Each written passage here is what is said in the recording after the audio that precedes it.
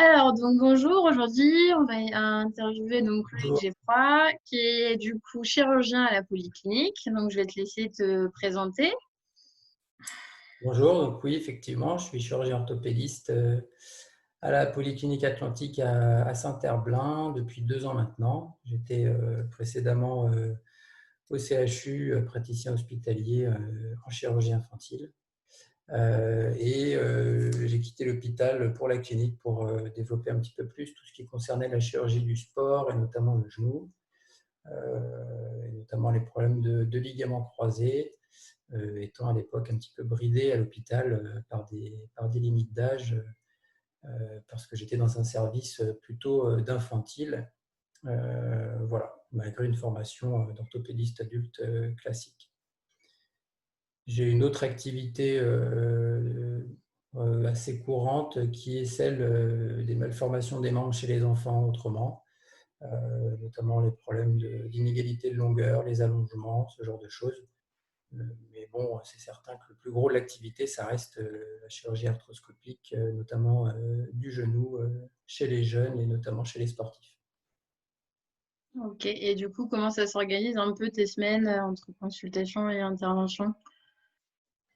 Alors les consultations, je consulte, j'ai 5 demi-journées de consultation, avec sur chaque demi-journée des créneaux spécifiques justement pour accueillir les éventuels traumatisés du week-end. Ou à la demande de médecins ou de kinés qui me contactent directement. Et puis, sur ces consultes, il y en a une qui est plus particulièrement dédiée justement aux malformations et aux enfants qui sont en cours d'allongement osseux.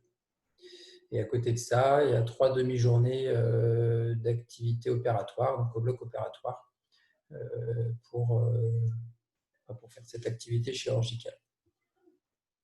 D'accord, Ça ok. me laisse, ça me laisse 1 à 2 demi-journées un peu plus tranquilles pour gérer tout le côté administratif et gérer les études en cours, euh, notamment des études scientifiques. Ok, et quelle étude là tu as en cours actuellement, par exemple? Alors là, actuellement, je viens de finir de rédiger la conférence d'enseignement pour la SOFCOT, qui est notre société française de chirurgie orthopédique, sur la pathologie méniscale chez l'enfant et l'adolescent, qui paraîtra à la fin de l'année après le congrès de la SOFCOT.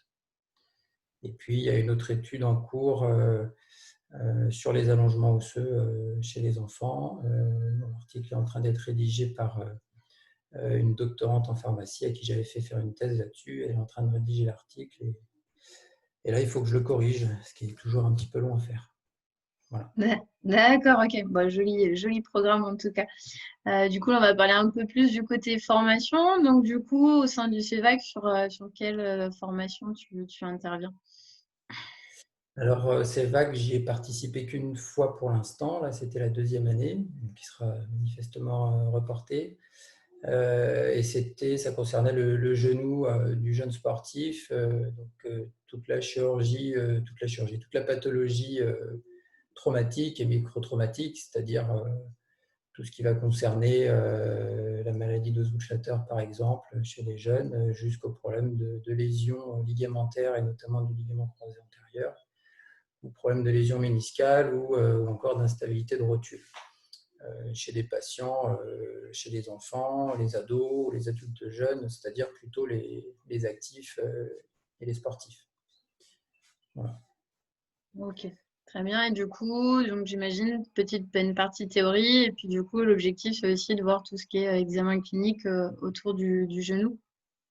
Oui, je trouve que c'est ce qui est intéressant sur le CEVAC, effectivement, c'est d'avoir surtout cette partie pratique et clinique bien montrer au kiné un petit peu les éléments importants de l'examen clinique pour pas trop se disperser dans tous les signes cliniques, se centrer sur 2, 3 examens, leur montrer comment bien le faire, avoir toujours la notion de l'examen comparatif, par exemple, commencer toujours par le côté sain, surtout chez les jeunes, où on sait qu'il y a toujours des laxités importantes naturelles. Donc, si on veut avoir un examen fiable, il faut être comparatif.